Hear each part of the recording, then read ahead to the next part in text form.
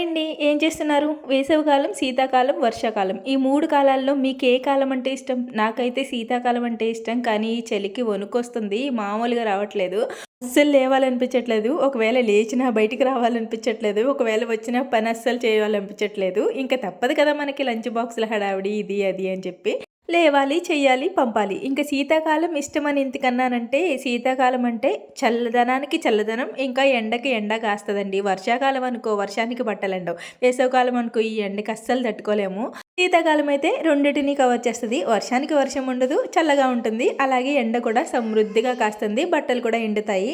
కాకపోతే అనారోగ్య సమస్యలు కూడా ఈ కాలంలోనే ఎక్కువ వస్తూ ఉంటాయంట. జాగ్రత్తగా ఉండండి. ఇంకా ఈరోజైతే సోమవారం గదా! యథావిధిగా లేచి ఇంట్లో పనులన్నీ చేసుకొని, మలక్కోడికైతే లంచ్ బాక్స్ పెట్టి స్కూల్‌కైతే పంపేశాను. ఈలోపు పప్పు కూడా పొంగిపోయిందనమాట. మొత్తం అంతా గ్యాస్ చిరాకయిపోయింది. ఏదో తొందరగా చేసేద్దామని హడావుడి పడితే, ఇలాగే డబుల్ పని అవుతూ ఉంటదనమాట. ఇంక మా లక్కోడైతే ప్రాజెక్ట్ వర్క్ చేసేసింది. నేను నైట్ దగ్గరుండి మరీ చేయించేశాను. ఇంక స్కూల్‌కైతే వెళ్ళిపోయింది. ఇంక తర్వాత నేను ఇంట్లో పూజ చేసేసుకొని, చక్కగా బ్రేక్‌ఫాస్ట్‌కి అరటికాయ బజ్జీ వేసుకొని, వేడి వేడి కాఫీ తాగేసి క్లాస్‌కైతే వెళ్ళిపోయాను. మీరైతే ప్లీజ్ వీడియోని లైక్ చేయండి. బాయ్.